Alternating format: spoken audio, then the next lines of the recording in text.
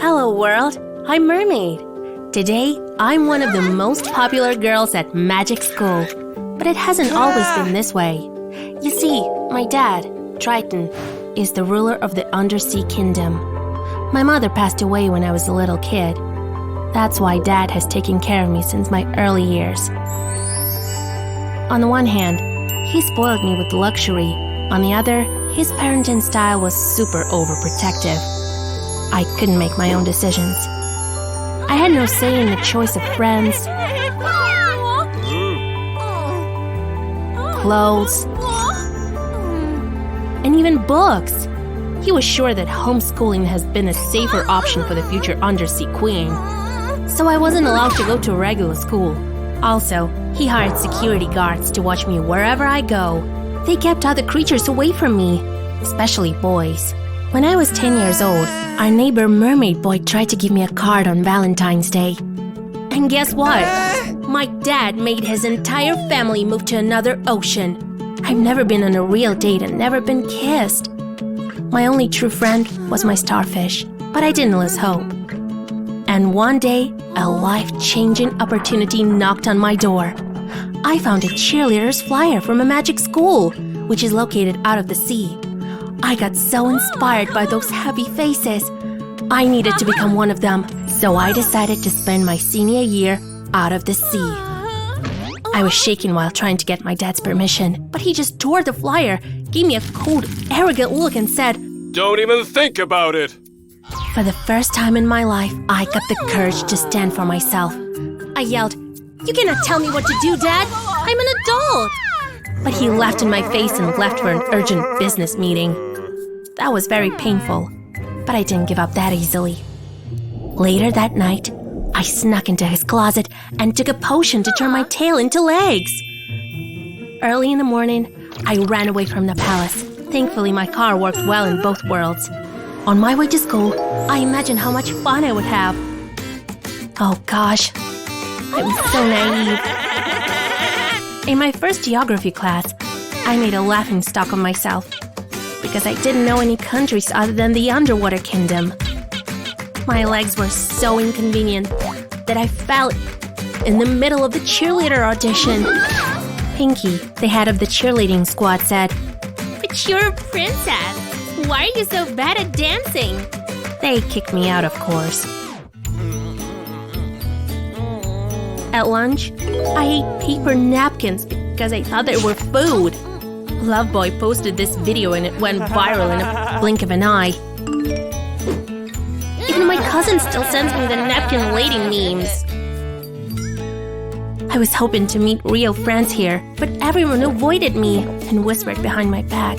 When I tried to use a water fountain, it splashed me, and I fell to the floor because my legs turned into a tail. Everyone stared at me and laughed. So embarrassing. I decided to leave that school for good and never step on dry land again. But at that very moment, I noticed a tall guy in the crowd. He smiled at me, and my heart melted. He said, "Hi, I'm Bully, the strongest guy in the school. Let me help you." While he was carrying me in his arms, I decided to give that school another chance. My heart was throbbing. We were having intense eye contact. This is when I heard my father's voice. Yep, it took him just a few hours to find me. He looked furious. Very carefully, Bully put me on the floor and disappeared. As calmly as he could, Dad asked me to come back home. I didn't want to let him win and said, "No, Dad, I'm gonna study here." He replied, You won't get any gifts or pocket money until you leave that school. "Can you believe that?" Later that day, at the parking lot, I learned that Daddy had taken the car too. It was a disaster. I've never traveled on foot. I tried to walk a couple of miles, but the shoes hurt my feet. Suddenly, Bully popped out of nowhere and offered me a ride. We talked and laughed a lot. Bully made me laugh so hard that coke ran out of my nose. And just after that, I noticed a gold heart-shaped locket on Bully's chest. I said, "This accessory is too girly for a macho guy like you." Bully was confused and replied, "This is my mom's locket. She passed away when I was a child." I was very much ashamed of that question. We drove the rest of the way in silence.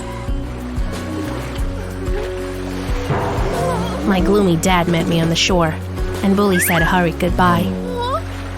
The next day, I went to school again. At lunch, a cafeteria worker told me that I had to pay for my food, but I didn't have any cash. Suddenly, Bully handed me his sandwich and smiled. Every girl at school had a crush on him, so they got furious when they saw him helping me. I pounced on the sandwich so greedily that ketchup smeared across my face. Bully laughed and started wiping it off my lips. Our eyes met, and there was a very awkward pause. I offered Bully to sit next to me, but he gave me a stern look and sat down at Pinky's table. They were chatting like it didn't even exist. I lost my appetite and felt like the dumbest girl in the world. After classes, he was waiting to give me a ride as if nothing happened. That time, I spilled coffee on myself and burned my hand.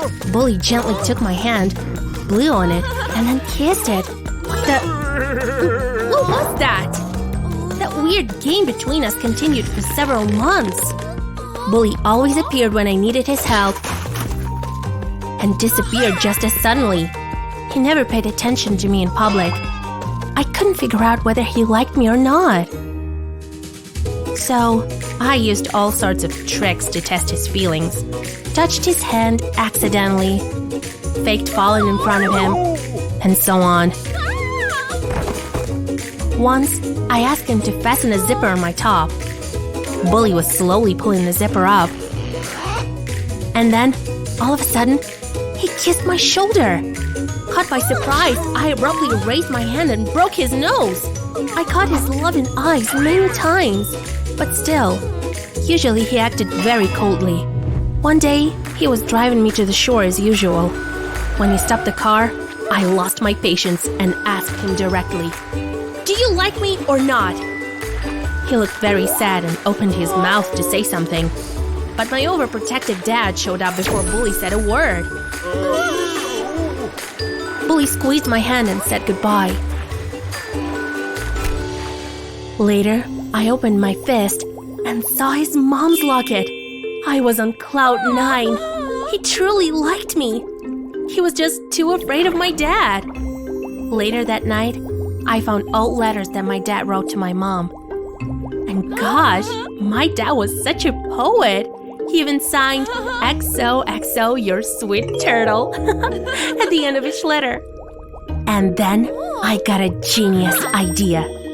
To find a girlfriend for my dad to leave me alone. But who? My teacher seemed to be the perfect match. The easiest way to introduce them was to break school rules. So I pranked the teacher, and she called my dad. They had a private conversation after the classes. After that, Dad invited my teacher to a restaurant for dinner. That was so awkward. He laughed nervously and splashed her face with juice. However, she looked happy. I've never seen my daddy like this. He was so cute and awkward. The next week, Dad was too busy with his brand new girlfriend. So Bully and I could hang out without being afraid of my dad. We visited many places, but still, Bully didn't act like my boyfriend. One day, Bully invited me to a school dancing party. I didn't want to go. I was sure that my classmates hated me. But eventually, they apologized for being so mean. Pinky promised to help me become a cheerleader, and Nerd offered to help level up my grades. Finally, I felt welcome at school. Bully and I had a slow dance, and I thanked him for being so kind to me. I moved closer to kiss him, but he moved away and said, Mermaid, we need to talk. I didn't let him finish and kissed him. Bully hugged me back tightly.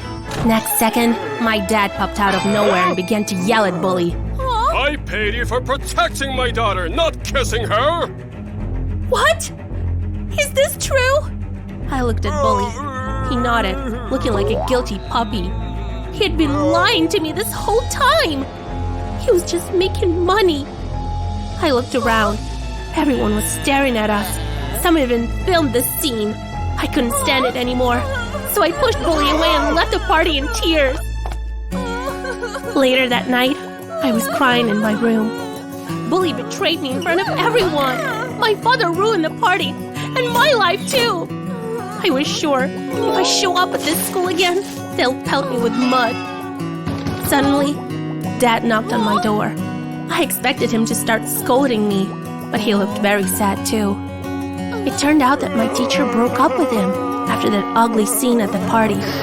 I'd never seen him so honest and vulnerable. So I hugged him, and we had a long, honest talk. He gave back all his gifts and promised to stop being so controlling. After that, I felt more confident and decided to graduate at any cost. I went to school the next day, preparing myself for the worst. But nobody even remembered my epic fail. I tried my best to avoid Bully, but there he was, waiting for me in the hallway. He said, Please forgive me, mermaid. I really like you a lot. I couldn't ask you out on a real date because I felt ashamed that your dad paid me. I was a coward, but I'm not afraid anymore. I wanted to hug him and hit him at the same time. He handed me a car key and added, Please accept this little gift. I've spent all the money I earned on it. Bully took me to the parking lot and showed me my new car. I told him, Well, I'm not quite ready to forgive you, Bully, but we can hit the road together. Which we did. By the way, my dad kept his word and gave me my freedom. In return, I convinced the teacher to make it up with him. And they're still together, just like Bully and I.